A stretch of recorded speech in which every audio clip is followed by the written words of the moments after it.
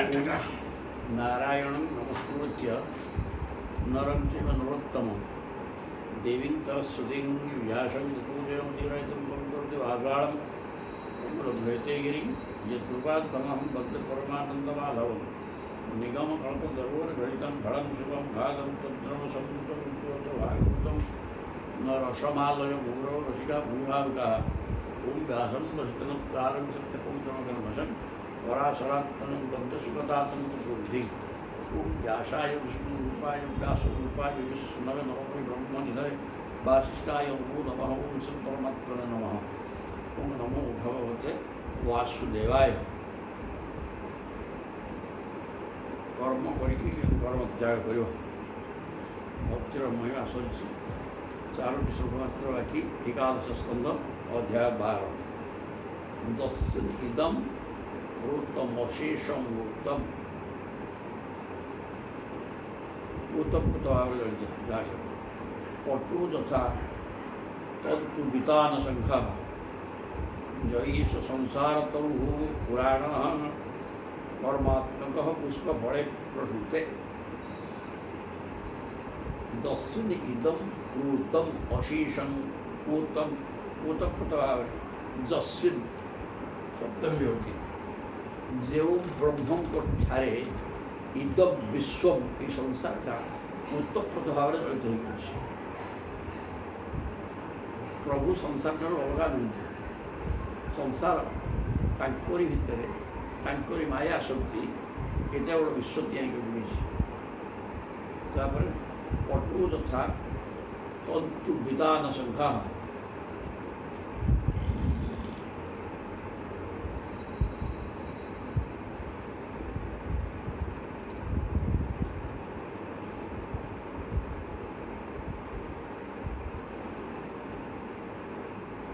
पट्टह तथा सर्वत्र पूर्ण हो रही जमी सूता ही ओतप्रोत हो रही वस्त्र सर्वत्र तंतु वितान संग्रह तंतु माने लुगारे सूता जमी ओतप्रोत भाव जड़ित सूता ही लुगा सूता लुगा नुहे किंतु सूता अनेक सूतार सम्मिश्रण लुगा तैयारी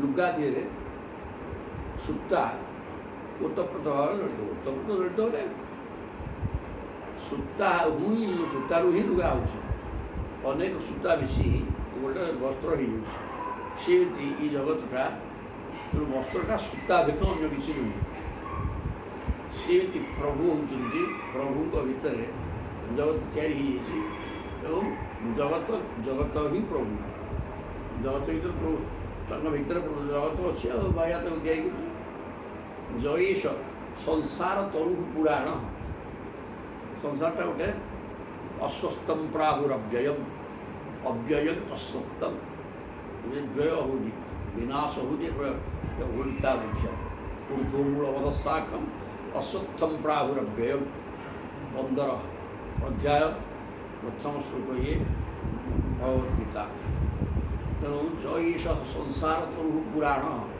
संसार वृक्ष अत्यंत पुराणा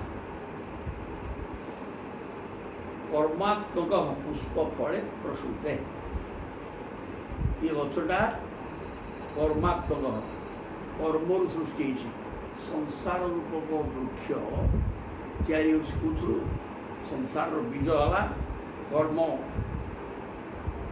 कर्म ही मंची आम कर्म करुचे पाप पुण्य मिश्रित कर्म से कर्मर फल भोगाई संसार सृष्टि संसार को आसुचे कर्म ही फूल फल उत्पन्न करे जमी कर्म कर तदनुसार सी फूल फल दबा पाठक कहले संसार का प्रभु पाखे ओतप्रोत भाव जड़ित होगी जमी वस्त्र दिए सूता और संसार का गोटे अति प्राचीन उल्ट वृक्ष कर्म कर्मरु ही संसार सृष्टि हुए कर्म ही मंजी जन्म मरण एवं से पुरुष फल धारण करे अर्थात आम कर्म करते तेणु जन्म हो भोग कर द्वे अश्य बीजे शतमूल त्रिनाळ पंचस्कंध पंचरस प्रसूति चलला एथुरे दशैक शाखा द्विसुपर्ण नीड़ त्रिबल्क त्रिबल्कल द्विफल द्विफले फल दुईटा सुख दुख दुईटा फल किंग प्रविष्टा संसार गोटे गछ कहदेल ना तो गचर जहाँ जहाँ अच्छी देशिया अच्छी गोटे प्रमाण करेंगे ये संसार वृक्षर दुईटी बीज हूँ पाप पुण्य अश्य द्वे बीजे मंजी अश्य बीजे द्वे यार मंजी है दीटा पाप एवं पुण्य से मंदिर गच उठ सुख दुख भोग कर फल मंजी है पाप पुण्य कर्म करुवा हेतु जन्म हवा पड़ुଛି ଏବଂ दुख भोग पड़ुଛି शतमूल त्रिनाळ कामना रूपी कर्म मनुष्य कर्म कर नहीं कर्म कर्म हवा मंजी से कर्म गोटे सांसारिक कर्म शह शह शहे मूल शत शत मूल तार शहे मूल कौन कामना तो अनेक कामना गुड़ा कि मूल गचर मूल है कामना शतमूल त्रिनाळ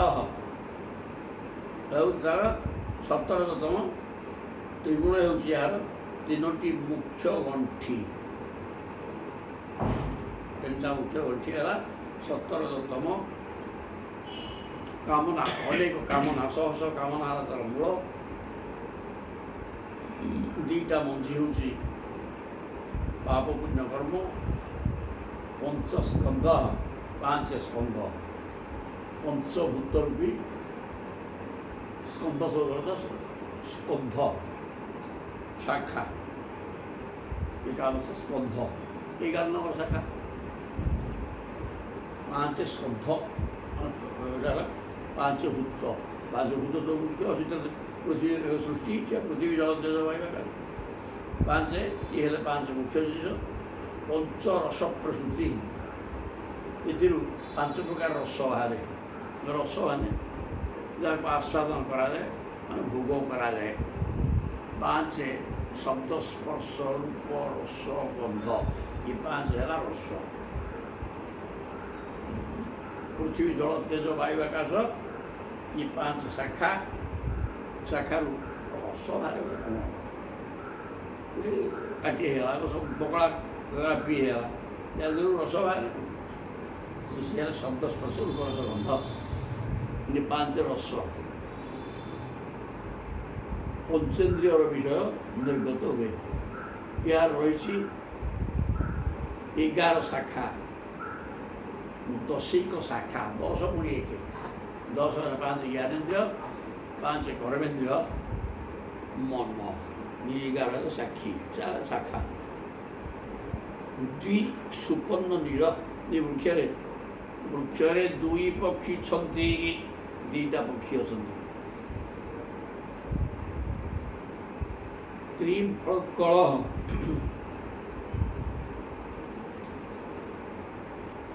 2टा पक्षी किए जीवात्मा एवं परमात्मा जीवात्मा एवं ईश्वर जहाँ भी हो 2टा जीवात्मा ईश्वर जीवात्मा परमात्मा 2 है पक्षी ये वृक्षरे 3 प्रस्थ बड़कल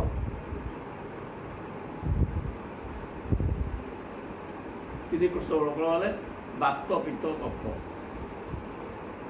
ये बात पित्त कफ को नहीं ये दुर्दशा भोगे मतलब रोग आ फल 2टा फल सुख दुख ये प्रकार संसार गोटे वृक्ष है चमत्कार वर्णना कले अदंती चैकम फलावश्य गृध्रा ये 2टा पक्षी ना गोटे जीवात्मा गोटे परमात्मा ये गोटे जीवात्मा कौन करे ये गचर फल को खाई जाए अर्थात ସଂସାରର ଦୁଃଖ ସୁଖକୁ ଭୋଗ କରେ। ଗ୍ରାମେ ଚରା ଏକମ୍ ଅରଣ୍ୟବାସ।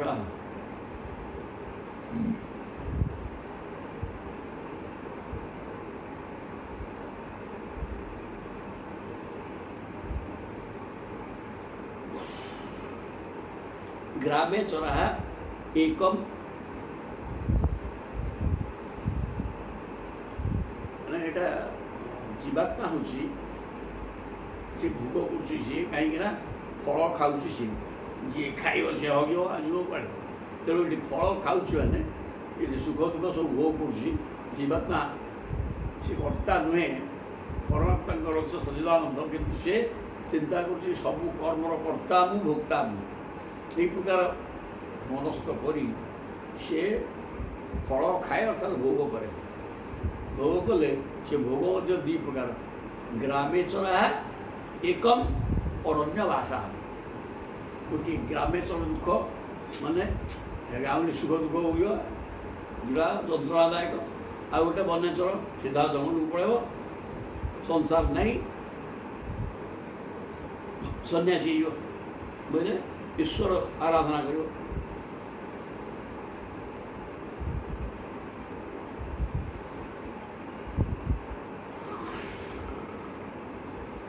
ଅରଣ୍ୟବାସ ସଂସାର ତ୍ୟାଗୀ ପବିତ୍ରତ୍ୱରେ ଏହାର ସୁଖ ରୂପ ଫଳ।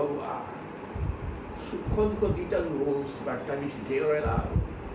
ଯିଏ ଘର ସଂସାର ଭିତରେ ବୁଡ଼ିକି ରହିଛି ତା ପାଇଁ ସୁଖ ମୋଟେ ନାହିଁ, କେବଳ ଦୁଃଖ। ବହୁତ ସୁନ୍ଦର କଥା ଏଇଠି ଗୋଟେ କହିଲେ, କେବଳ ଦୁଃଖ ହେଉଛି ଯିଏ ଯେଉଁ ଜୀବାତ୍ମା ସଂସାର ଛାଡ଼ି ଜଙ୍ଗଲରେ ବାସ କରୁଛି ଏବଂ ସାଂସାରିକ ଭୋଗ୍ୟ ବସ୍ତୁକୁ ପରିତ୍ୟାଗ କରିଦେଇଛି, ଈଶ୍ୱର ସମ୍ପର୍କିତ ଚିନ୍ତା କରୁଛି, ସିଏ ହିଁ କେବଳ ସୁଖ ହେଉଛି। ତାର ପରିଣାମ ହେବ ଆନନ୍ଦ। ସୁଖର ଆତ୍ୟନ୍ତିକ ସୁଖ ଯାହାର ବିନାଶ ନାହିଁ, ସେ ସ୍ଥଳକୁ ଗଲେ ତାର ଆନନ୍ଦ ହେବ, ନହେଲେ ସିଏ ସୁଖ ହୋଇବ। ନା ଯିଏ ସଂସାରରେ ଘଟିଗଲା ସିଏ ହିଁ ଦୁଃଖ କେବଳ ଭୋଗ କରେ, ସେହି ସିଏ ସୁଖ ଦୁଃଖାତ୍ମକ ସଂସାରରେ ମଧ୍ୟ ଜଣେ ହିଁ ସୁଖ ଦୁଃଖ ଭୋଗ କରେ, ତା ନୁହେଁ। ଇଏ ଦୁଃଖକୁ ହିଁ ସୁଖ ବୋଲି ଭାବିନିଏ କିଏ? ବଦ୍ଧ ଜୀବ ଅବିଦ୍ୟାରେ ଅନାତ୍ମ ବସ୍ତୁକୁ ଭୋଗ କରିବା ଲାଳସାରେ ରତ ଥିବା ଦ୍ରାବ୍ୟ ଲୋକ ଗୁଡ଼ାକ କେବଳ ଦୁଃଖ ଯନ୍ତ୍ରଣା ଭୋଗ କରନ୍ତି। ଆଉ ଯିଏ ସଂସାର ତ୍ୟାଗ କରି ବନରେ ବନବାସ କରି ଈଶ୍ୱର ଚିନ୍ତନ ରହୁଛନ୍ତି ସେମାନେ ହିଁ ସୁଖ ଭୋଗ କରନ୍ତି। ଏ ଦୁଇଟା କଥା କୁହାଗଲା। ହଂସା ଯେ ଏକମ୍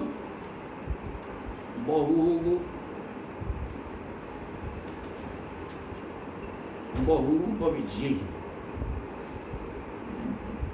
ହଂସରୂପ ଅରଣ୍ୟବାସୀ ମାନେ ସଂସାର ତ୍ୟାଗୀ ପବିତ୍ରତ୍ମା ମାନେ ସୁଖ ଫଳକୁ ଭୋଗ କରନ୍ତି। ଯେଉଁ ବ୍ୟକ୍ତି ଗୁରୁଙ୍କ ଠାରୁ ଜ୍ଞାନ ଲାଭ କରି ହୃଦୟଙ୍ଗମ କରିପାରନ୍ତି, ଏକମାତ୍ର ପରମାତ୍ମା ହିଁ ଆପଣା ମାୟା ବଳରେ ଅନେକ ରୂପରେ ଜଗତ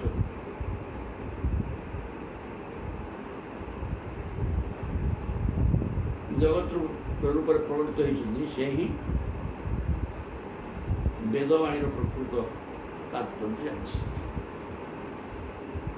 ପ୍ରଭୁ ଏକ, କିନ୍ତୁ ସେ ଏକ ପ୍ରଭୁ ନିଜର ମାୟା ଶକ୍ତି ଦ୍ୱାରା ଅନେକ ହେଇଯାଇଛନ୍ତି। କାରଣ ମାୟା କ'ଣ କରୁଛି? ଅନେକ 84 ଲକ୍ଷ ମାଇକ ଜୀବର ଶରୀର ତିଆରି କରିଦେଉଛି। ତେଣୁ ସେ ଶରୀର ଗୁଡ଼ାକ ଜଡ଼, ତେଣୁ ପ୍ରଭୁ ତା ଭିତରେ ପ୍ରବେଶ କରିଯାଉଛନ୍ତି ଏବଂ ସେ ଏକ ହେଇଥିଲା ମଧ୍ୟ ଅନେକ ହେଇଯାଉଛନ୍ତି। କାରଣ ପ୍ରଭୁ ସର୍ବବ୍ୟାପକ ସର୍ବତ୍ର ଅଛନ୍ତି, ତେଣୁ ସମସ୍ତ ଭିତରେ ପଶିଯାଉଛନ୍ତି। ଏଠି ସୁନ୍ଦର କଥାଟିଏ କୁହାଗଲା ଯେ ଜଣେ ହିଁ ସୁଖ ଦୁଃଖ ଭୋଗ କରେ ତା ନୁହଁ, ଯିଏ ସଂସାରରେ ଲିପ୍ତ ସେ କେବଳ ଦୁଃଖ ଭୋଗ କରେ। ଆଉ ଯିଏ ସଂସାରକୁ ଛାଡ଼ି ପରମହଂସ ସ୍ଥିତିରେ ଅଛି ଏବଂ ଯାଇକରି ଜଙ୍ଗଲରେ ବାସ କରିକି ଈଶ୍ୱର ଚିନ୍ତନରେ ରହିଛି, ସେ ହିଁ ସୁଖ ଭୋଗ କରେ। ଏବଂ ମାୟାମୟମ୍ ବେଦ ସ ବେଦ ବେଦମ୍ ବାପ୍ତା ବେଦ है। ମୟମ୍ ବେଦ ସବେଦ ବେଦମ ସଂସାରଟା ମାଇକ ଏବଂ ମାଇକ ସଂସାର ବୋଲି ଯିଏ ହୃଦୟଙ୍ଗମ କରିପାରିଛି ଏ ସଂସାର କେବଳ ମାୟାର ଖେଳ। ମାୟାର ଖେଳ ମାନେ ମାୟା କ'ଣ କି ନା ମାୟା ଗୋଟେ କିଛି ନାହିଁ, ମାୟା କିଛି ନାହିଁ। ଆମର କିଏ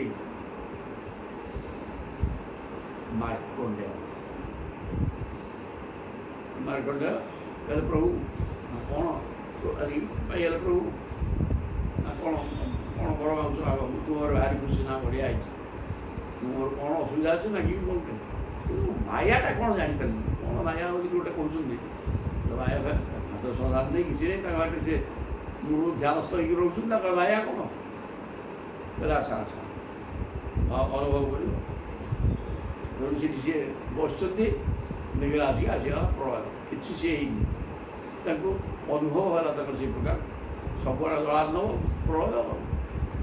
ଏବଂ ସିଏ ପାଣିରେ ଭାସି ଭାସି ଗଲେ। ଆମେ ଯେଉଁ ସ୍ୱପ୍ନ ଦେଖୁଛୁ ତ ସ୍ୱପ୍ନ ହିଁ ମାୟା କୁହାଯାଇଛି ବାରମ୍ବାର, ତେଣୁ ସେ ସେଇଠି ବସିକିରି ସ୍ୱପ୍ନ ଦେଖୁଛନ୍ତି ମାଟି ଆସରେ ବାପା ପାଣି କି ପାଣିକିରେ ଚାଲିଲେ, ତାପରେ ଭାସୁଛନ୍ତି, ତାପରେ ଗଲେ ଭାସିବା ଦେଖା ଗୋଟେ ବଡ଼ ଗଛ, ତା ଦେହରେ ବଟଗସ୍ୟ ପତ୍ରଗସ୍ୟ ପୁଟେ ଶୟାନମ୍ ବାଳଂ ମୁକୁନ୍ଦଂ ମନସାଙ୍ଗ ସ୍ମରାମି କରାର ବିନ୍ଦେ ନ ପଦାର ବିନ୍ଦମ୍ ମୁଖାର ବିନ୍ଦେ ବିନିବେଶୟନ୍ତଂ। ପାଦକୁ ପାଦ ବୁଢା ଉଠିକି ଦକ୍ଷିଣ ହସ୍ତ ଧରି ମୁହଁରେ ତାକୁ ନେଇକିରି ବଟପତ୍ର ଉପରେ ଶୟନ କରିଛନ୍ତି ପ୍ରଭୁ। ସେଠି ଯାଇକି ପହଞ୍ଚିଲା ଆସିକି ସଂକିନ ଟାଣି ମାର୍କଣ୍ଡ ତାଙ୍କ ଭିତରେ ପଶିଗଲେ। ଭିତରେ ଯାଇକି ଦେଖୁଛନ୍ତି ତାଙ୍କ ଆଶ୍ରମ, ସେ ନିଜେ ଅଛନ୍ତି, ସବୁ କଥା ଦେଖୁଛନ୍ତି, ପାଣି ଫାଣି କିଛି ସବୁ ଠିକ୍।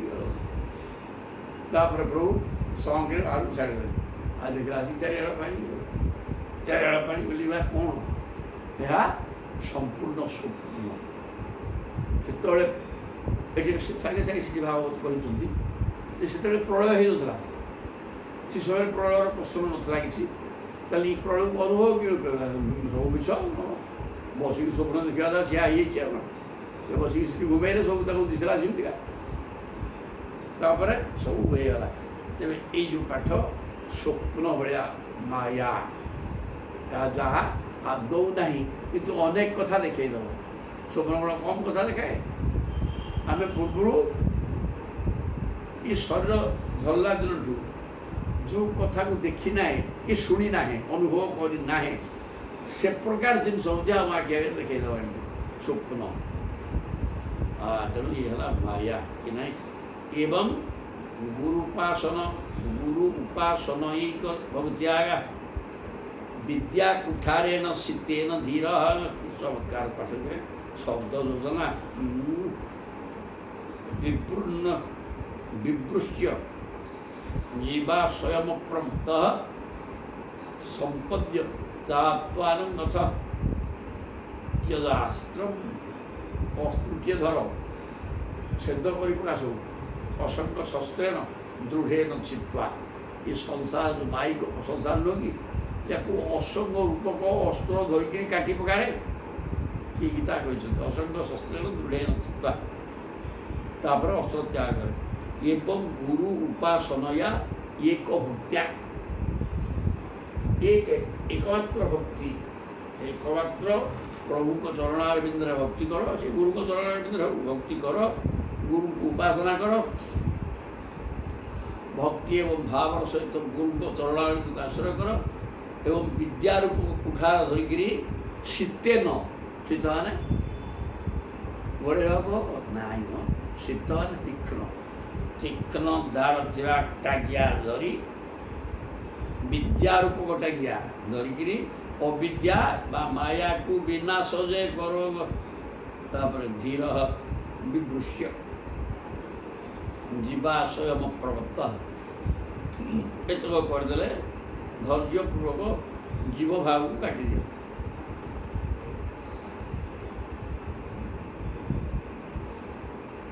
ଜ୍ଞାନରୂପ ଖଡ଼ଧର କିଛି କଣଟେ କହିଲେ ଜୀବ ଭାବକୁ କାଟିଦିଅ। ଏଠି ଦୁଇଟା ଶବ୍ଦ, ଜୀବ ଗୋଟେ ଆତ୍ମା ଗୋଟେ, ଜୀବାତ୍ମା। ତେଣୁ ଜୀବ ଭାବଟି କାଟିଦିଅ। ଜୀବ ବୋଇଲେ କ'ଣ ନା ଯିଏ ସେଠି ଯୋଡ଼େ କାମ ଆଉ ଜୀବାତ୍ମା ସେଠି ଦୁଇଟା କାମ କରା। ଜୀବ କ'ଣ କରୁଛି ଏ ସାଂସାରିକ ସମସ୍ତ ଭୋଗ୍ୟ ପଦାର୍ଥକୁ ମୁଁ ଭୋଗ କରୁଛି, ସମସ୍ତ କର୍ମର କର୍ତ୍ତା ମୁଁ, ଏ ପ୍ରକାର ଜୀବ ଭାବୁଥିବାରୁ ସେ ଦୁଃଖ ଭୋଗ କରେ। ତେଣୁ ଜୀବ ଭାବକୁ ଯଦି ବିଦ୍ୟାରୂପକ ତୀକ୍ଷ୍ଣ ଅସ୍ତ୍ରରେ କାଟି ଦିଆଯାଏ ତାପରେ କେବଳ ବ୍ରହ୍ମଭାବ ରହିବ, ଆତ୍ମା ଆସିଲା, ଆତ୍ମା ମୁକ୍ତି ପାଇବ। ତାପରେ ଆତ୍ମସ୍ୱରୂପକୁ ଜାଣି ଜୀବ ଭାବକୁ କାଟିକିରି ଫିଙ୍ଗ, ଆତ୍ମାକୁ ଚିହ୍ନ। ଆତ୍ମାକୁ ଚିହ୍ନିଲା ପରେ କ'ଣ ହେବ? ସମ୍ପଦ୍ୟ ସାତ୍ୱାନଙ୍ଗଥ ତ୍ୟଜାସ୍ତ୍ର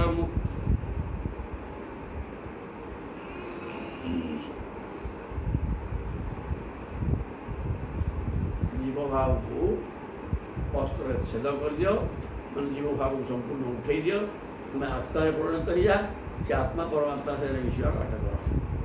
ଇତି ଶ୍ରୀମଦ୍ଭାଗବତ ମହାପୁରାଣ ମନସ୍ୟାଂ ସଂହିତାଏ 11 ସ୍କନ୍ଧ 12 ଅଧ୍ୟାୟ। ତାପରେ 13 ଅଧ୍ୟାୟ ଆସିଲେ ସନକାଦି 4 ଭାଇଙ୍କୁ ହଂସ ରୂପରେ ଭଗବାନଙ୍କର ଉପଦେଶ ଆସିଗଲେ। ଏଇଟା କିଛିଟା ପାଠ ହଂସ ରୂପରେ କେମିତି କ'ଣ କହିଲେ।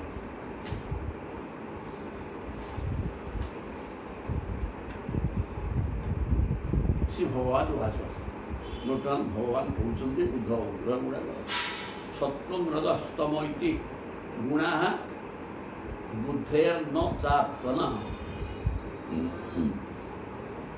ସତ୍ୱେନାନ୍ୟତମୌ ହନ୍ୟାତ୍ ସତ୍ୱଂ ସତ୍ୱେନ ଚୈବ। ଆଚ୍ଛା, ଏଠି ଗୋଟେ ବିଚିତ୍ର କଥା କହିଲେ ସତ୍ୱଂ ରଜ ତମଃ ଇତି ଗୁଣା। ଆମେ ମାୟା ଗୋଟିଏ ଶବ୍ଦ, ମାୟା ବୋଇଲେ 3 ଗୁଣ, 3 ଗୁଣକୁ ହିଁ ମାୟା କୁହାଯାଏ। ସତ୍ୱ ରଜ ତମ, ଏ ଗୁଣ ଗୁଡ଼ା କାହାର ନା ବୁଦ୍ଧେ ନ ଆତ୍ମନଃ। ଏ ସତ୍ୱ ରଜ 3 ତମ 3 ଗୁଣ ହେଲା ବୁଦ୍ଧିର ଧର୍ମ।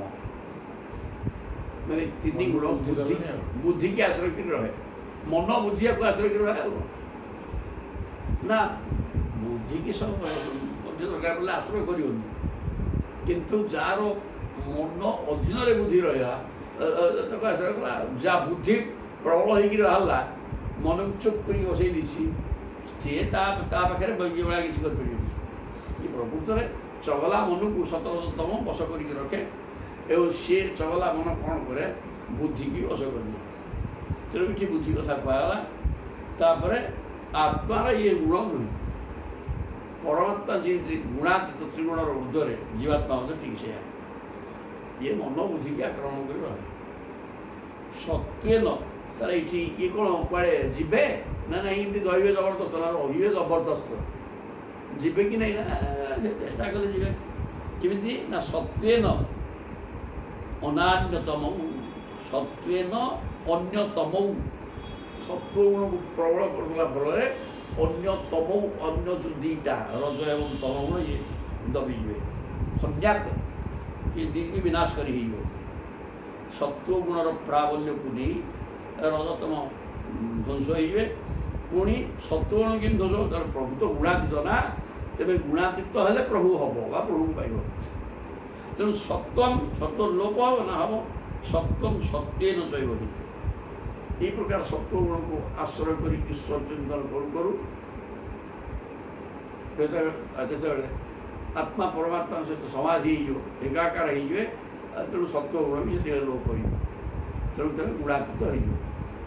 ଆଗ ସତ୍ୱଗୁଣର ଆଧିକ୍ୟ ଦ୍ୱାରା ରଜତମକୁ ବିନାଶ କର, ତାପରେ ସେଇ ସତ୍ୱଗୁଣକୁ ଆଶ୍ରୟ କରିକି କର୍ମ କରିକି ସତ୍ୱଗୁଣକୁ ବିନାଶ କରି ପ୍ରଭୁଙ୍କୁ ପ୍ରାପ୍ତ ହୋଇଯାଅ, ଦେବତା କହିଲେ। ତାହେଲେ ଏଇ ସତ୍ୟ ରଜତମ 3 ଗୁଣ ଗୁଡ଼ାକ ମନ ଏବଂ ବୁଦ୍ଧିର, କିନ୍ତୁ ଆତ୍ମାର ନୁହେଁ। ସତ୍ୱାତ୍ ଧର୍ମ ଭବେତ୍ ବୃଦ୍ଧାତ୍,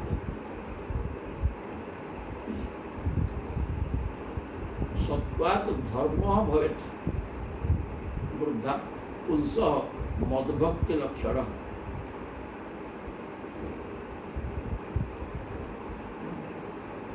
ସତ୍ୱଗୁଣରୁ ଧର୍ମ ବୃଦ୍ଧି ହେବ। ଧର୍ମ ମାନେ ଯେଉଁଟା କାର୍ଯ୍ୟ କରିବା ଯୋଗ୍ୟ ଜିନିଷ, ସେ ଧର୍ମ ହିଁ ସତ୍ୱଗୁଣରୁ ବୃଦ୍ଧି ହେବ। ପୁରୁଷ ମଦଭକ୍ତି ଲକ୍ଷଣ ଧର୍ମ। ଆଚ୍ଛା ଆଚ୍ଛା ଆଚ୍ଛା, ସତ୍ୱଗୁଣ ସମ୍ପନ୍ନ ହେଇଗଲେ ମତ ଭକ୍ତି ଲକ୍ଷଣ ଧର୍ମ ବୃଦ୍ଧା। ଧର୍ମ ବୃଦ୍ଧା, ମୋର ଭକ୍ତି ରୂପକ ଭକ୍ତି ଲକ୍ଷଣ ଧର୍ମ ବୃଦ୍ଧି ହେବ। ତାପରେ ସାତ୍ବିକ ଉପାସୟା ସତ୍ୱം ତତ୍ରୁ ଧର୍ମ ପ୍ରବର୍ତ୍ତତେ। ଅନ୍ତଃକରଣ ଶୁଦ୍ଧ ହୋଇଯିବା ପରେ ସତ୍ୱଗୁଣକୁ ତ୍ୟାଗ କରିଦେଇ ଗୁଣାନ୍ତିତ ହୋଇଯିବ।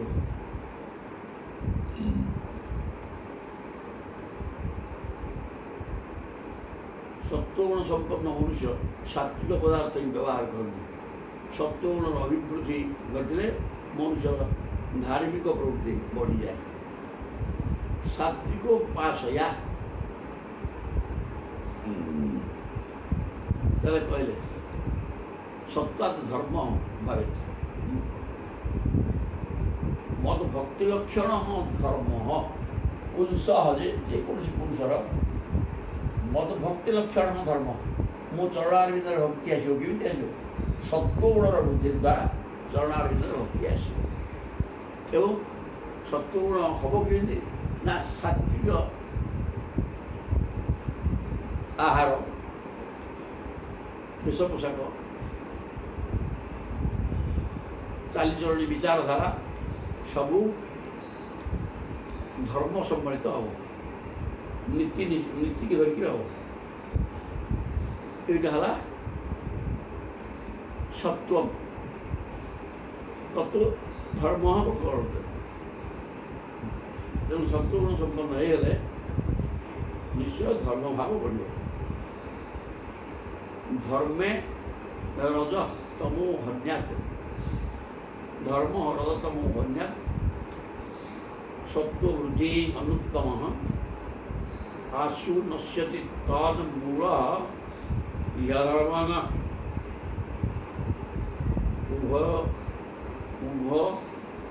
ଉଭୟ ହତେ। ସତ୍ୱଗୁଣର ସମ୍ପୂର୍ଣ୍ଣ ଅଭିବୃଦ୍ଧି ଘଟିଲେ ରଜ ଓ ତମ ସମ୍ପୂର୍ଣ୍ଣ ରୂପ ହୋଇଯାଏ। ରଜ ତମ ହନ୍ୟାତ୍। ସତ୍ୱବୃଦ୍ଧି, ସତ୍ୱଗୁଣ ଯଦି ଅତିରିକ୍ତ ଭଲ ସତ୍ୱଗୁଣ ଯଦି ବୃଦ୍ଧି ହେଲା ମାନେ ସଦାସର୍ବଦା ମଣିଷ ଈଶ୍ୱର ଚିନ୍ତନରେ ରହିଲା, ତାହା ନାହିଁ ସତ୍ୱଗୁଣ ବୃଦ୍ଧି। ସତ୍ୱଗୁଣଟା ଯଦି ବୃଦ୍ଧି ହେଲା କଲା ତାହେଲେ ରଜ ତମ ଗୁଣର ଧର୍ମ ନଷ୍ଟ ହେଲା। ଆଶୁ ନଶ୍ୟତି ତଦ୍ ମୂଳ। ରଜ ଓ ତମ ହେତୁ ଅଧର୍ମ ହୋଇଥାଏ। ଅଧର୍ମ ଉଭୟ ହତେ। ତେଣୁ ଏ ଉଭୟ ରଜ ତମ ଦି ଗୁଣାକ ନଷ୍ଟ ହୋଇଯାନ୍ତେ। ଉଭୟ ହତେ, ସତ୍ୱଗୁଣର ଅଭିବୃଦ୍ଧି ଦ୍ୱାରା ରଜସ୍ତମ ଧର୍ମ ବୃଦ୍ଧି ହୁଏ ଏବଂ ରଜତମ ବିନାଶ ହୁଏ। ଆଉ এই ରଜତମ ଦି ଗୁଣାକ ବିନାଶ ହୋଇଯାନ୍ତେ। ଅଧର୍ମ ଆଶୁ ନଶ୍ୟତି। ଅଧର୍ମଟା ମୂଳ ପଛ ହେଇଯାଏ। ସତ୍ୱଗୁଣ ରାଜି କରି ଧର୍ମ ହବ, আর রজতম বিনাশ হবে। আর রজতম রাজি গেলে অধর্ম আবার উভয় শহে রজতম তো বিনাশ হয়ে গেলে ଆଉ ଅଧର୍ମ ସମ୍ପୂର୍ଣ୍ଣ ରୂପ କହିବି। ଆଗମ ଅପହ ପ୍ରଜା ଦିଶଃ କାଳ କର୍ମ ଚ ଜନ୍ମ ଚ ଧ୍ୟାନମ୍ ମନ୍ତ୍ରୁଥ ସଂସ୍କାର ଦଶୈତେ ଗୁଣ ହେତବ। ଗୁଣମାନଙ୍କର ଅଭିବୃଦ୍ଧିରେ ଯେଉଁ 10ଟି କାରଣ ଦାୟୀ ସେଗୁଡ଼ିକ ଗୁଣମାନଙ୍କର ଅଭିବୃଦ୍ଧି ପାଇଁ 10 କାରଣ ଅଛି। ଏମାନେ ଦାୟୀ। ଆଗମ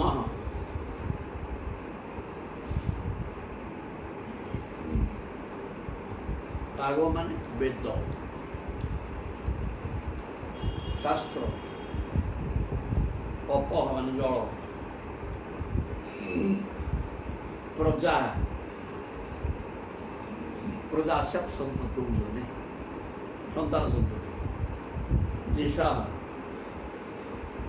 କାଳ, କର୍ମ, ଜନ୍ମ, ଧ୍ୟାନ, ମନ୍ତ୍ର, ସଂସ୍କାର, ये 10 ହେଉଛି ଗୁଣ ହେତୁ। ये 10ଟାକୁ ନେଇକିରି ଗୁଣ ମାନେ ଆବିର୍ଭାବ ହୁଅନ୍ତି। এই ଗୁଣ ଗୁଡ଼ିକ ସାତ୍ଵିକ ହେବେ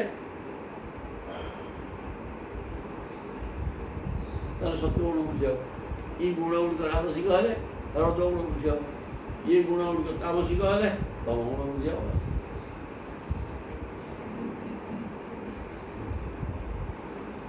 ହେଇଗଲା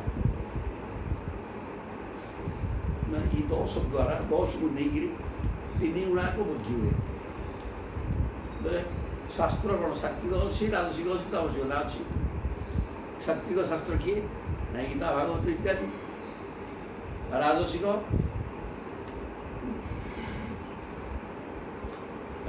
ଶାସ୍ତ୍ର ହେଲା କରିବା କାର୍ଯ୍ୟ, ରାଜନୀତି ବିଜ୍ଞାନ, ରାଜନୀତି ପ୍ରପତେଇବା। ଆପଣଙ୍କୁ ପ୍ରପତ ହେଉଛି ରଜଗୁଣ। ଆଜିକାଲି ଆପଣ ଗୀତା କରୁଛନ୍ତି, ଭାଗବତ କରୁଛନ୍ତି। ହଁ, ତେଣୁ ଶାସ୍ତ୍ରକୁ ନେଇକିରି ସତ୍ୟ ଗୁଣ ବୁଝିବ, ରଜଗୁଣ ତମ ଗୁଣ ବୁଝିବ। କୋଉଥିରେ ଯୋଉଗୁଡ଼ାକ ଏଇ ଯେଉଁ ଚାରବାକ ଦର୍ଶନ, ଯେଉଁ ଦର୍ଶନ ଯେଉଁ ଶାସ୍ତ୍ର ଓଲଟା ଲେଖା ହେଇଛି ତାକୁ ପଢ଼ିଗଲେ ତମ ଗୁଣ ଆଉ ଏଥିରେ ବି ତମ ଗୁଣ ନାହିଁ। ରଜ କମ ଏଥିରେ ସତ୍ୟ ମୁଁ 4ଟାରୁ ଉଠିବି, ଏ କାମ କରିବି, ଆସିବି, ତା ପଢ଼ିବି, ଏଥିରେ କର୍ମ ଇନଭଲ୍ଭ ହେଲା ଆପଣଙ୍କର। ସେମିତି ସବୁଗୁଡ଼ା ତ୍ୟାଗ କରିବା।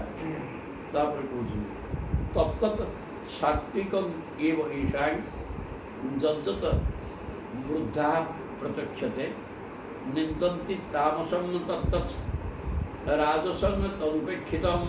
କ'ଣ କହିଲେ ଏଠି?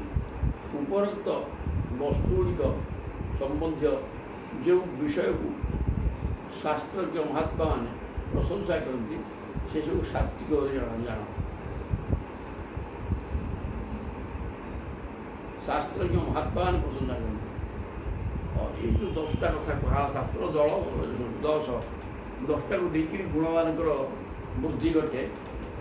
ଏଇ 10 ଗୁଣକୁ ନେଇକିରି ଯେଉଁଠି ଶାସ୍ତ୍ରଜ୍ଞମାନେ, ଶାସ୍ତ୍ରବେତ୍ତା ମହାପୁରୁଷମାନେ ପ୍ରଶଂସା କରନ୍ତି ଲୋକର ଏ 10 ଗୁଣକୁ। ଯେଉଁମାନେ ଶାସ୍ତ୍ରବେତ୍ତା, ସାତ୍ଵିକ ଗୁଣ ସମ୍ପନ୍ନ ବ୍ରହ୍ମଦର୍ଶୀ, ସେମାନେ ଯଦି ପ୍ରଶଂସା କଲେ ସିଏ ହେଲା ସତ୍ୟ ଗୁଣ।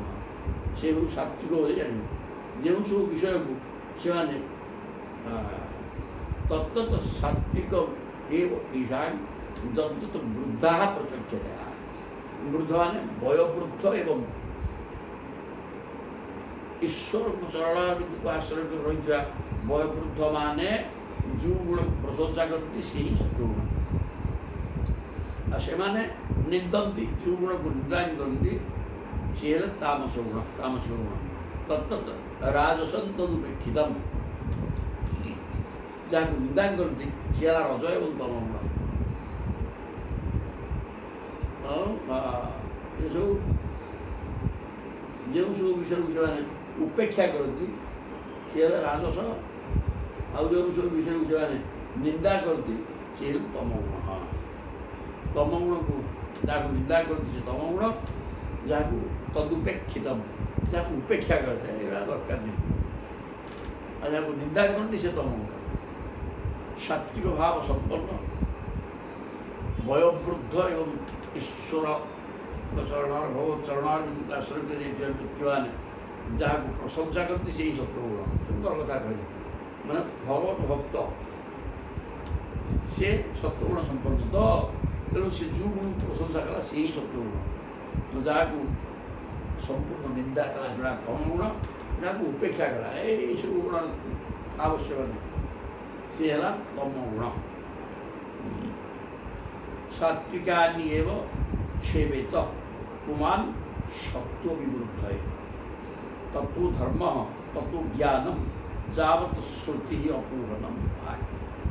ଯେତେବେଳେ ତାପରେ କହିବ କ'ଣ ତାହେଲେ ତାର ଶୁଣ ସାତ୍ବିକେନ ଏବ ସେବେତ ସତ୍ତ୍ୱ ଗୁଣକୁ କେବଳ ସେବା କରରେ ପୁମାନ୍ ସତ୍ତ୍ୱ ବିବୃଦ୍ଧଏ ସତ୍ତ୍ୱ ଗୁଣ ସବ ଗୀତା କହିଦେଇଛନ୍ତି। ସତ୍ତ୍ୱ ଗୁଣ ଲୋକର ବେଶ ପୋଷାକ କ'ଣ ହେବ, ଖାଦ୍ୟ କ'ଣ ହେବ, କଥାବାର୍ତ୍ତା କ'ଣ ହେବ, ଉପାସନା ଜୀବନଗତ ଈଶ୍ୱର ଚିନ୍ତନରେ ରହିବ।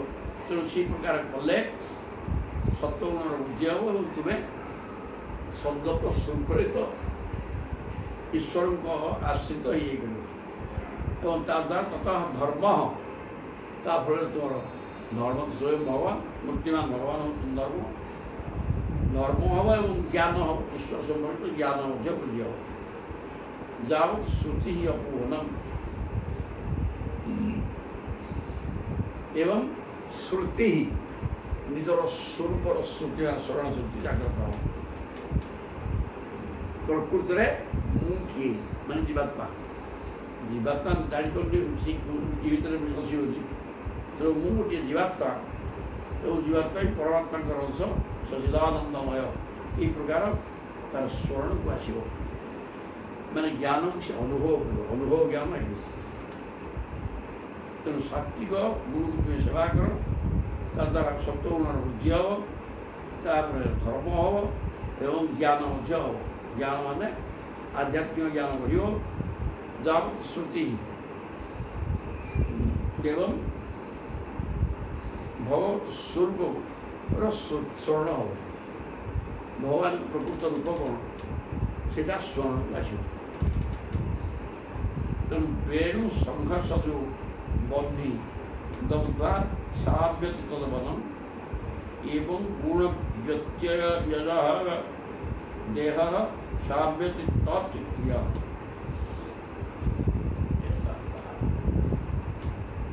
ଜଙ୍ଗଲ ଗୋଟେ ବାଉଁଶ ବୁଦା ଅଛି। ବେଣୁ ମାନେ ବାଉଁଶ ବୁଦାଟା ହେଲା କଠିନ ତ୍ୱଚା ଚର୍ମ ଭାରି କଠୋର ଆଉ ସିଏ ଶୁଖିଲିଆ ମଧ୍ୟ ପାଣି ଜଳୀୟ ଅଂଶ କମ୍। ତେଣୁ ଶୁଖିଲା ବାଉଁଶ ତାର ଅଗିଲା ବି ଶୁଖି ଯାଇଥାଏ। ତେଣୁ ଶୁଖିଲା ବାଉଁଶ ପରସ୍ପର ଘଷି ହେଲେ ସାଙ୍ଗେ ସାଙ୍ଗେ ନିଆଁ ବାହାରି ପଡ଼େ। ତେଣୁ ବେଣୁ ବାଉଁଶ ଘଷି ଯଦି ନିଆଁ ବାହାରିଲା ବହ୍ନି ଦଗ୍ଧ୍ୱା ସାବ୍ୟତୀତ ବନମ୍ ସେ ଜଙ୍ଗଲ ଆଗ ପଡ଼ିବ। ଖାଲି ବାଉଁଶ ବୁଦାଟି ନୁହଁ ବାଉଁଶ ବୁଦାକୁ ପଡ଼ିବା ସହିତ ଜଙ୍ଗଲ ଆଗ ପୋଡ଼ିକି ଶାନ୍ତ ହୁଏ। ଇନ୍ଧନ ଥିଲା ପର୍ଯ୍ୟନ୍ତ ଅଗ୍ନି ଶେଷ ହୁଅନ୍ତି ନାହିଁ ଜଳୁଥିବ। ତାପରେ ଏବଂ ଗୁଣ ବ୍ୟତ୍ୟୟ ଦେହ ସେମିତି ତିନି ଗୁଣକୁ ନେଇକରି ସୃଷ୍ଟି ହେଇଥିବା ଏଇ ଯେଉଁ ଶରୀରଟା ଦେହ ତତ୍କ୍ରିୟ ସାମ୍ୟତି ଗୁଣମାନଙ୍କର ମିଶ୍ରଣ ଫଳରେ ଉତ୍ପନ୍ନ ହୋଇଥିବା ଏଇ ଦେହ ଜ୍ଞାନ ରୂପୀ ଅଗ୍ନି ଦ୍ୱାରା ସମସ୍ତ ଶରୀରକୁ ଏବଂ ଗୁଣ ବ୍ୟତ୍ୟୟ ଦେହ ତତ୍କ୍ରିୟ ସାମ୍ୟତି। हरि ओम तत् सत तत्क्रिय तत् मान ब्रह्म संपर्कित क्रिया द्वारा तत्क्रिय तत्क्रिय तत्संपर्कित क्रिया कले ये जो तीन गुण सृष्ट होता शरीरटा ईश्वर संपर्कित क्रिया कर्म कले ये शरीर विनाश हो भगवान को आश्रय न कला पर्यंत गुणर विनाश जे नहीं आसो कहते उद्धव पचार उद्धव उवाच कौन कह वदंती मर्त्य प्रायेण विषयान पदमापदा तथापि भुंजते कृष्ण तत्कथम सुखरा आजवत सो खरा जगत ଶୁଅ ମାନେ କୁକୁର ପିଲା, ପର ମାନେ ଗନ୍ଧ, ପଞ୍ଚ ମାନେ ଛେଳି ପିଲା। ଖାଇବା କୁକୁର ଗଧ ଛେଳି ପରି ହିଁ ଦୁଃଖ ଭୋଗନ୍ତି। ମନର ମନୁଷ୍ୟ ପାଇକି ମଧ୍ୟ ଦୁଃଖ ଭୋଗ। ବିନ୍ତନ୍ତି ମର୍ତ୍ୟା ପ୍ରାୟଣ ବିଷୟାନ ପଦମାପଦାଂ। ଆପଦାଂ ପଦମ ବିଷୟାନ ଭୋଗ। ବିଘ୍ନର କାରଣ, ଯନ୍ତ୍ରଣାର କାରଣ ହେଉଛି ବିଷୟ ଭୋଗ କରିବା। ବିଷୟ ପ୍ରତି ଆକୃଷ୍ଟ ହେଇକି ଭୋଗ କରିବା ହେଲା ଆପଦ ମାନେ ବିପଦର ସ୍ଥାନ। ହେଲେ ମଧ୍ୟ ମର୍ତ୍ତ୍ୟବାସୀ ସେଇ ଭୋଗ କରନ୍ତି ଯୋଡ଼ାକ, ବିଷୟକୁ ଭୋଗ କରିବା ଆଉ ପଛାନ୍ତି ନାହିଁ। ତଥାପି ଭୁଞ୍ଜତେ କୃଷ୍ଣ। ସମସ୍ତ ବିପଦର ସ୍ଥାନ, ସାଂସାରିକ ଯନ୍ତ୍ରଣାର ସ୍ଥାନ ହେଇଥିଲେ ମଧ୍ୟ ଏ ଭଗବାନ କୃଷ୍ଣ ଉଦ୍ଧବ କହୁଛନ୍ତି ସେ ବିଷୟ ଭୋଗ କେବେ ଛାଡ଼ୁନାହାନ୍ତି ମଣିଷ। ତତ୍ କଥମ, ଯେଉଁ ବିଷୟ ଭୋଗ ପଶୁ ପକ୍ଷୀ କୀଟପତଙ୍ଗ କରୁଛନ୍ତି, କୁକୁର ଗଧ ଛେଳି କରି ଦୁଃଖ ସହି ବିଷୟ ଭୋଗ କରିବା, ବିଷୟ ପଛରେ ଗୋଡ଼େଇ ବିଷୟ ଭୋଗ କରନ୍ତି। ମଣିଷ ପାଇକି ଲାଭ କ'ଣ? ଛେଳି କୁକୁର ଗଧ ଭଳିଆ ତ ଭୋଗ କଲେ ଲାଭ କ'ଣ କାହାର? ତେଣୁକରି ମନୁଷ୍ୟ ଜନ୍ମ ଯେହେତୁ ମିଳିଛି, ଟିକେ କର୍ତ୍ତବ୍ୟ ବିଚାର କରିକିରି ଏ ବିଷୟକୁ ଛାଡ଼ିଦେବା ଦରକାର। ସେ କଥା କିନ୍ତୁ କିଏ କରୁନି। ବିଷୟରେ ଛେଳି କୁକୁର ଗଧ ଭଳିଆ ବିଷୟକୁ ଭୋଗ କରୁଛନ୍ତି। କାହିଁକି ଏମିତି ହେଉଛି? ଜାଣୁଛନ୍ତି ଯେ ବିଷୟ ପଛରେ ଉଡ଼ିକିରି ବିଷୟ ଭୋଗ କଲେ ତାହା ବିପଦ ପାଇଁ କାରଣ, ଯନ୍ତ୍ରଣାଦାୟକ। ତଥାପି ଛେଳି ଗଧ ଏବଂ କୁକୁର ଭଳିଆ ତାକୁ ଭୋଗ କରୁଛନ୍ତି। କାହିଁକି? କଥା ଉଦ୍ଧବ ପ୍ରଶ୍ନ କଲେ ସେ ଭଗବାନ କହୁଛନ୍ତି ଅହଂ ଇତ୍ୟନ୍ୟଥା ବୁଦ୍ଧି ପ୍ରମତ୍ତସ୍ୟ ତଥା ହୃଦି ଉତ୍ସର୍ପତି ରଜୋ ଘୋରಂ ତତ୍ତ୍ୱ ବୈକାରିକଂ ମନଃ।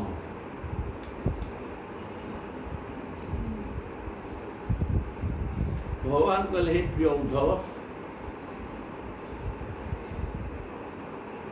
ମନୁଷ୍ୟ ମୁଁ ମୋର ରୂପକ ମିଥ୍ୟା ଧାରଣାକୁ ହୃଦୟରେ ସ୍ଥାନ ଦେଇଥାଏ। ଅହଂ ଇତି ଅନ୍ୟଥା ବୁଦ୍ଧି। ମୁଁ ମୋର ଭାବ ହିଁ ସବୁ ଦୁର୍ଭାଗ୍ୟର କାରଣ। ମଣିଷ ମୁଁ ମୋର ଭାବକୁ ନେଇକିରି ଏ ସଂସାର ଭିତରେ ଜଡ଼ିତ ହେଇକି ସଂସାରରେ ବାନ୍ଧି ହେଇଯାଏ।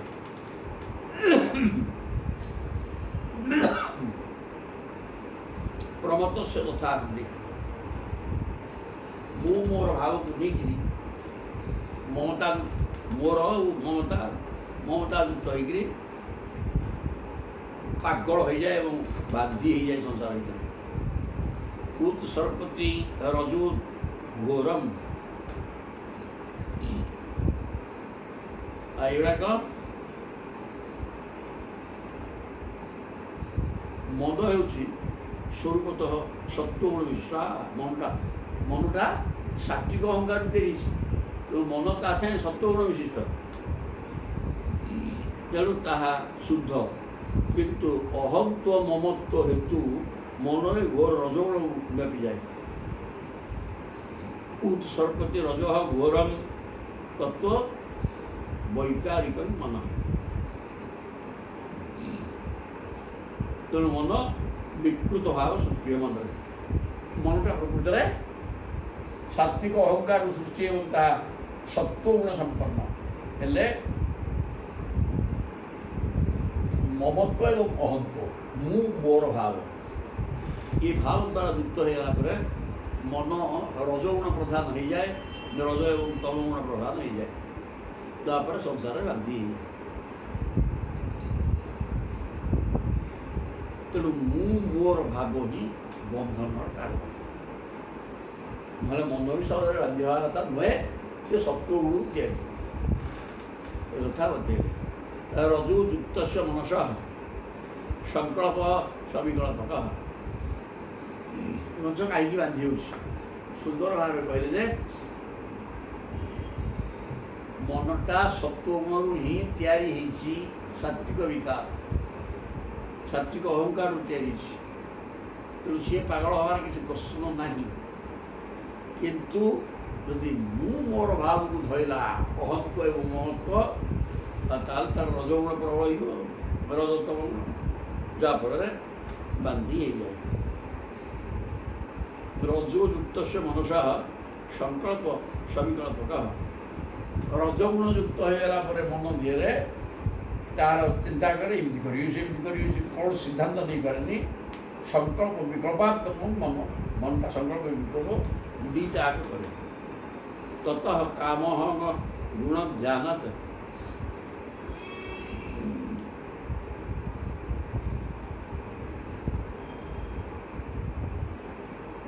ଗୁଣ ଧ୍ୟାନାତ୍ ଦୁଃସହ ସ୍ୟାଦ୍ଧି ଦୁର୍ମତେ।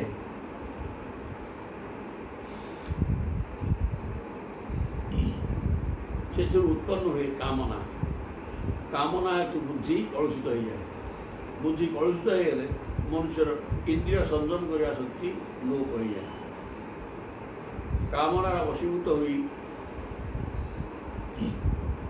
ରଜଗୁଣର ଆବେଗ ଦ୍ୱାରା ପ୍ରଭାବିତ ହୋଇ ମନୁଷ୍ୟ ଏପରି ଧର୍ମ ବନ୍ଧନରେ ପଡ଼ିଯାଏ। ସେମିତି ଖାଲି ଦୁଃଖ ହୁଏ, ଆଉ ଗର୍ବରେ ପଡ଼ିଲେ ଦୁଃଖ ହୁଏ। ତେଣୁ କହିଲେ ରଜୋଯୁକ୍ତସ୍ୟ ମନସଃ, ମନଟା ସାତ୍ଵିକ ଅହଙ୍କାର ସୃଷ୍ଟି ହେଇଛି। ସେ ସାତ୍ଵିକ ଭାବ ସମ୍ପନ୍ନ ହେଲେ ଯଦି ମୁଁ ମୋର ଭାବ ନେଇକରି ବସିଲା, ଅହଂତ୍ଵ ମହତ୍ଵ ଆସିଗଲା, ତାହେଲେ ସିଏ ରଜଗୁଣ ସମ୍ପନ୍ନ ହୋଇଗଲା। ରଜଗୁଣ ସମ୍ପନ୍ନ ହେଇଗଲାରୁ କାର୍ଯ୍ୟ ଭାବରେ ବ୍ୟାପୃତ ରହିଲା, ସାଂସାରିକ କର୍ମରେ ସେ ସନ୍ଧି ହେଲା, ତା ବୁଦ୍ଧି ବି କଳୁଷିତ ହେଇଗଲା।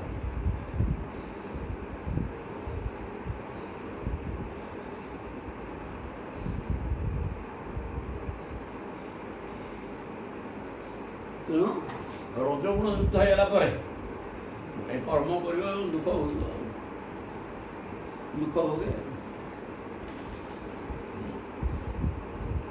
ରଜ କରୋତି କାମ ବଶଗଃ କର୍ମାଣि ଅଭିଜିତେନ୍ଦ୍ରିୟ। କାମନାର ବଶବର୍ତ୍ତୀ ହେଇକରି ଏହି ଇନ୍ଦ୍ରିୟକୁ ବିଜୟ ନକରି ଅସନ୍ତତେନ୍ଦ୍ରିୟ ହୋଇ କାମନାର ବଶବର୍ତ୍ତୀ ହେଇକରି ଭୋଗ କରେ। ଦୁଃଖ ଦରକାରୀ ସମ୍ପଶ୍ୟନ୍, କିଏ ଦୁଃଖ ଦୁର୍ଦଶା ଭୋଗ କରେ। ରଜୋ ବେଗ ବିମୋହିତ, ରଜୋଗୁଣ ଦ୍ୱାରା ମୋହିତ ହୋଇଯାଇକରି କାମନାର ବଶବର୍ତ୍ତୀ ହୋଇ ଅନେକ ସାଂସାରିକ କର୍ମରେ ଲିପ୍ତ ରହେ ଏବଂ ଖାଲି ଦୁଃଖ ହିଁ ଦୁଃଖ ହୁଏ। ଆଉ ରଜଗୁଣ ଯେଉଁଟା ସତ ବିଷୟଟା କାହା ଘଟୁଥିବ, ଆଉ ଘଟିଲେ ବାଧା ହେବନି, ଶରୀର ପୀଡ଼ା।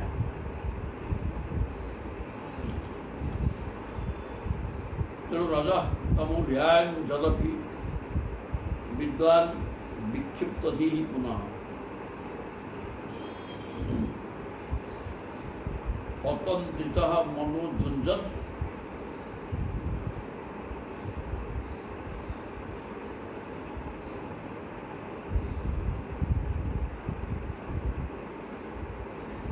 ଦୋଷ ଦୃଷ୍ଟି ହିଁ ନ ସଜ୍ଜତେ। ରଜ ତମୁ ଧ୍ୟାନ ଯଦପି ବିଦ୍ୱାନ୍ ବିକ୍ଷିପ୍ତ ହିଁ ପୁନଃ। ରଜ ଏବଂ ତମ ଗୁଣ ଦ୍ୱାରା ତାର ବୁଦ୍ଧି ବିକ୍ଷିପ୍ତ ହୋଇଯାଏ, ବୁଦ୍ଧି ଆଉ ସ୍ଥିର ହୋଇକି ରହେନି, ବିକ୍ଷିପ୍ତ ବୁଦ୍ଧି ହୋଇଯାଏ, ମନ ସହ ବୁଦ୍ଧି ବି ଚଞ୍ଚଳ ହୋଇଯାଏ। ହେଇଗଲା କ'ଣ ହେବ? ଅତନ୍ତ୍ରିତ ମନ ଯୁଞ୍ଜନ୍,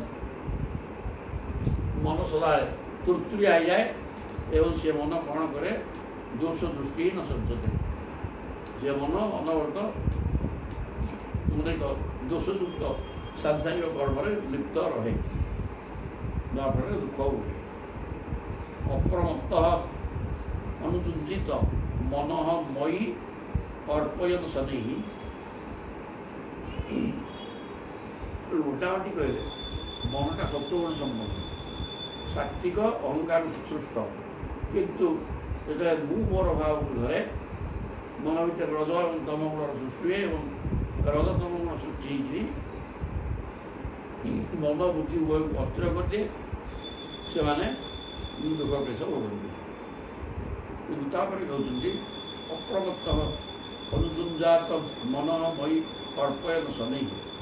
ତେଣୁ ଯଦି ଅପ୍ରମତ୍ତ ଭାବରେ ପାଗଳାମି ନ କରି ମନଟା ମୋ ଚରଣାର ବିନ୍ଦରେ ଅର୍ପଣ କରିଦେବ, ଅନିର୍ବିନ୍ନ ତଥା କାଳମ୍ ଜିତ ଶ୍ୱାସ ନିତାସନ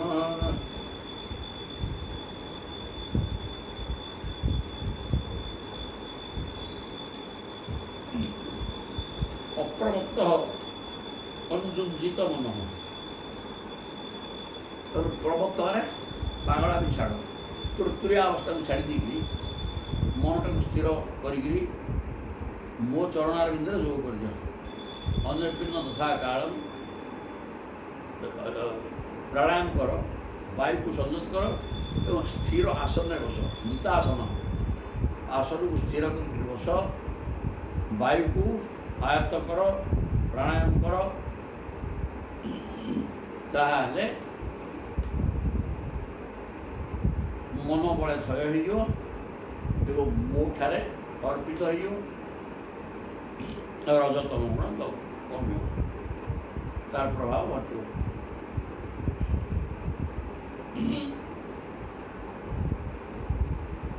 हितावान जोग आदिष्टः मत् शिष्यैः शनकादिभिः सर्वतो मनो आकृष्य मयि अद्धार आवेश्यते यथा। तापर कहते कि भगवान कृष्ण उद्धव को एतावान जोग आदिष्टः मत् शिष्यैः शनकादिभिः। शनकादि मुनि माने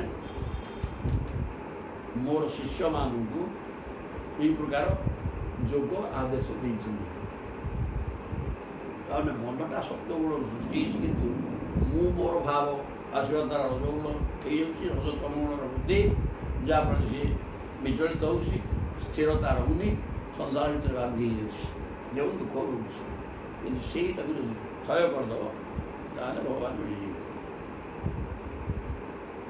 सनकादि सनक सनातन शरद कुमार ये चार जन द्वारा मत्स्य आदिष्टा मोर मत्स्य सनकादि मत्स्य सनक चार जन जो मैंने कि मोर शिष्य से माने ये प्रकार जोग कर आदेश देते। सर्वत्व मन आकृष्य मनटा को सबल आकर्षण कर मन पागलटा चंचलटा क्षिप्रगति विषय पछे गुड़ेब, विषय पछे बुझे डोरी बुझे तेणु विषय जाणी आनी भीतर संदत सर्वतः मन आकृष्य शब्द स्पर्श रूप रस गंध मन पांच आड़े दौड़ चला सब आड़ हटेकरी मन को भितर घिनी आने। सर्वत्र मन आकृष्य मई अद्धा आवेश्यते यथा। जो मनटा को चारिआड़ हटेक भितर को आनी बुद्धि की जागृत करके जगी ख्याल बोधे पड़े पड़ी तेणु जगिक रहा मन संदत हो भगवान उद्धव कहते जदा तम शनकादिभ्य जेन रूपेण केशव योगम आदिष्टवान एतत् आदिष्ट योग एतावान।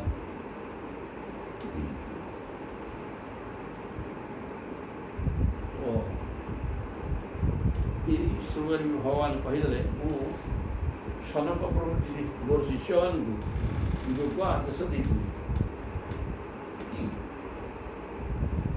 से उद्धव कहते जदात्म सनकादिभ्य जेन रूपेण केशव आपण सनकादि मुनिवाद को जो रूप नहीं योग आदेश योग शिक्षा देले योग आदिष्टवान एतत् रूपम इच्छा निवेदित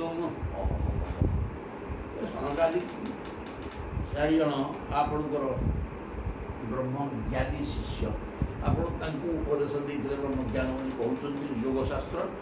ତେଣୁ ସିଏ ଆପଣ କେଉଁ ରୂପ ନେଇକିରି ତାଙ୍କୁ ଯୋଗଶାସ୍ତ୍ର ଉପଦେଶ ଦେଇଥିଲେ ସେଇଟା ବେଲିତୁମ୍ ଇଚ୍ଛା ତାକୁ ଜାଣିବାକୁ ମୋର କାହିଁ ଇଚ୍ଛା ଟିକେ ହେଉଛି, ଆପଣ ଟିକେ ଜଣାନ୍ତୁ। ତାପରେ ଶ୍ରୀ ଭଗବାନ ଭଗବାନ କହୁଛନ୍ତି ପୁତ୍ରା ହିରଣ୍ୟଗର୍ଭସ୍ୟ ମାନସ ହସନକାଦୟ। ହିରଣ୍ୟଗର୍ଭ ବ୍ରହ୍ମାଙ୍କର ମାନସ ପୁତ୍ର ହେଉଛନ୍ତି 4 ଜଣ। ପପ୍ରଚ୍ଛୁ ପିତରଂ ସୂକ୍ଷ୍ମାଂ ଯୋଗସ୍ୟ ଐକାନ୍ତିକିଂ ଗତିଂ। ବ୍ରହ୍ମାଙ୍କର ମାନସ ପୁତ୍ର ଏ ଯେଉଁ 4 ଜଣ ଚତୁଃସନ, ଏମାନେ ଥରେ ତାଙ୍କ ପିତାଙ୍କୁ ଯୋଗର ସୂକ୍ଷ୍ମ ଶେଷ ସୀମା ବିଷୟରେ ପ୍ରଶ୍ନ କଲେ। ଯୋଗସ୍ୟ ଐକାନ୍ତିକି ଗତି। ଯୋଗର ଶେଷ ସୀମା କହିଲେ କ'ଣ କି? ଐକାନ୍ତିକି ଗତି। ଯୋଗ କଲେ ତାର ପରିଣାମରେ ଯେଉଁ ପ୍ରଭୁଙ୍କ ସହିତ ପୁରା ଏକାଥରେ ମିଶିଯିବ ପରିଣାମ ତାର, ଆଉ ସେଇଟା କେମିତି କ'ଣ ହୁଏ ଆମକୁ ଟିକେ କହ। ଏ କଥା ବ୍ରହ୍ମାଙ୍କୁ ଚତୁଃସ୍ୱର ପଚାରିଲେ। ସନକାଦୟ ହେଉଛୁ କ'ଣ ପଚାରିଲେ?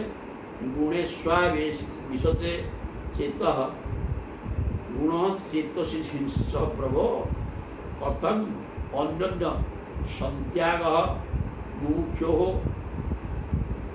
ଅତିଥିର୍ଷ ମୁମୁକ୍ଷୋ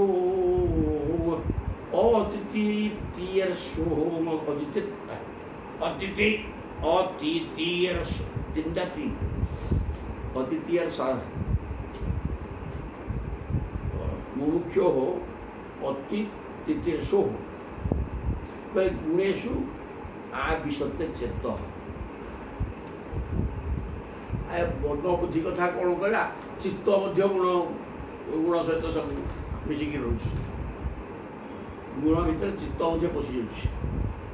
गुणा चेतसी प्रभु आ गुण गुड़ाक चित्त भितर रही। चित्त लेकिन गुण पाखे रोचे। चित्त गुण पाख पड़ोसी आउ गुण गुड़ाक चित्त पाखी पलि आस। प्रकार परस्पर घनिष्ठता रही। गुण चित्त को छाड़नी कि चित्त गुण को छाड़ू ना ताले प्रथम अन्य सत्याग। ये दल को जड़े छाड़े कि ये 3 गुण को सीना छाड़े गुणातीत हेले भगवान मिले। आ चित्त तो गुण को छाड़ूनी, गुण चित्त को छाड़ूनी। ये चलाचल तो होना हम कौन मुख्य। तेणु मुक्ति पाइबा कथा हम कि परस्पर को पृथक कर कबल त्राही पाइपर किपरि परस्पर छड़ाछड़ी रहिले मुक्ति मिल। मुक्ति मिल कमी सनकादि ऋषि मैंने ब्रह्मा को प्रश्न टे कले। श्री भगवान उवाच भगवान बर्तमान कहते एवं पृष्ठ महादेव स्वयंभू भूतभावन ध्यायमान प्रश्रव बीजम नाभ्य पद्यत कर्मधि। हे प्रिय उद्धव भगवान कहते लोक पितामह देव शिरोमणि भूतभावन स्वयंभू ब्रह्मा एवं पृष्ठ महादेव। महादेव बोले शिव शंकर आ महान देव बोले ब्रह्मा भी महादेव। महान देव से महादेव स्वयंभू मान ब्रह्मा भूत भावन समस्त भूतमान चिंता मुंडे सी प्रभु ब्रह्मा कौन कले जायमान प्रश्न बीज यही प्रकार प्रश्न जो करदे सनक चतुसन ध्यान कले नाभ्य पद्यत कर्म धी। आ सी तो सदाबे कर्म लिप्त संसार केमती हम आ जहाँ मुंड कर्म भितर थाए सी आध्यात्मिक ज्ञान को धरी पार। तेणु ब्रह्मात्म विचलित हेले सत कथा तो चित्तर तो गुण रोचे। गुण गुण चित्त को छाड़नी कि चित्त चित्त गुण को छाड़ू ना। गुण जबरदस्त चित्त भर पशुंट चित्त भी गुण को धरिकी रखुची। ये दीटा सीना परस्पर अलग हेल्ले मुक्ति आड़ को जीव ये हम कमी ये कथा ब्रह्मा को जो प्रश्न कले ब्रह्मा से प्रश्न ये तो संसार कर्मधि सदा गोटे कौन कर्म करते जार मुंडा कर्म व्यापृत तार स्थिरता मोटे रही स्थिर ना प्रश्न उत्तर देवे कि तेणु ब्रह्मा तार उत्तर दे पारे समान अचिंत देव ପ୍ରଶ୍ନ ବାର ତିଥିରେ ଶୟାଗା ତେଣୁ ସିଏ ବ୍ରହ୍ମା ସେଠୁ କ'ଣ କଲେ ଇଏ ପ୍ରଶ୍ନର ସମାଧାନ ପାଇଁ ନିଜେ ତ ବାଟ ପାଇଲି ଭଗବାନ ମୋତେ ସ୍ମରଣ କଲେ ପ୍ରଭୁ କହୁଛନ୍ତି ମୋତେ ସେ ସ୍ମରଣ କଲେ ମାନ୍ ଅଚିନ୍ତୟତ ପ୍ରଶ୍ନ ବାର ତିଥିରେ ଶୟା ଏ ପ୍ରଶ୍ନର ଆର ପାରିକି ଯିବା ପ୍ରଶ୍ନର ଯଥାର୍ଥ ଉତ୍ତର ଦେବା ବି ମୋତେ ସବୁ ଚିନ୍ତା କଲେ ତସ୍ୟ ଅହଂ ହଂସ ରୂପେଣ ମୁଁ ଗୋଟେ ହଂସ ହେଇକିରି ଗଲି ଆଉ ସକାଶଂ ଅଗମଂ ତଥା ହଂସ ରୂପ ହେଇକିରି ଯାଇକି ସେଠି ପହଞ୍ଚିଗଲି ଦୃଷ୍ଟା ମାନ୍ ତେ ଉପବ୍ରଜ୍ୟ କୃତ୍ୱା ପାଦାଭିବନ୍ଧନମ୍ ମୋତେ ଯେତେବେଳେ ଦେଖିଦେଲେ ସେ ଚାରି ଭାଇ ଦୌଡ଼ିକି ପଳେଇଥିଲେ ମୋ ପାଦ ବନ୍ଦନା କଲେ ବ୍ରହ୍ମାଣ୍ଡ ଅଗ୍ରତଃ କୃତ୍ୱା ପପ୍ରଚ୍ଛଃ କୋ ଭବାନୀତି ବ୍ରହ୍ମା ବସୁଛନ୍ତି ଏ ଚାରି ଭାଇ ଯାକ ବ୍ରହ୍ମ ଜ୍ଞାନ ନା ପ୍ରତ୍ୟେକ ଭିତରେ ବ୍ରହ୍ମସତ୍ତା ଅଛି ସେ ହଂସରେ ଭଗବାନ ସେ କଥା ସେ ଜାଣିନାହାନ୍ତି କ'ଣ ମୂର୍ତ୍ତିତା ଆସିଲେ ଆଉ କ'ଣ ଯିବି ପ୍ରଭୁ ଅଛନ୍ତି ଆଜି ତାଙ୍କ ପାଦ ବନ୍ଦନା କଲେ କଲା ପରେ ବ୍ରହ୍ମା ବସୁଛନ୍ତି ତାଙ୍କ ଆଗରେ ହଂସ ତାଙ୍କ ପାଦ ବନ୍ଦନା କଲେ କୃତ୍ୱା ପପ୍ରଚ୍ଛୁକୁ ଭଗବାନ ସାଙ୍ଗେ ସାଙ୍ଗେ ଚାରି ଭାଇକୁ ପ୍ରଶ୍ନ କଲେ ଭଗବାନ କହ ତୁମେ କିଏ କି ଚାଲିଲା ତା ହାରିବ ଆଉ ସୁନ୍ଦର ଭାବରେ ଚାଲିବ କି ତୁମ ପ୍ରଶ୍ନ ଭୁଲ ତୁମେ କିଏ କ'ଣ ପ୍ରଶ୍ନ କରୁଛ ଇଏ ହେଲେ 42 କୋଡ଼ିଏ ସରିଲା କାଲିକି ଦେଖିବା ଆଉ ସରିବ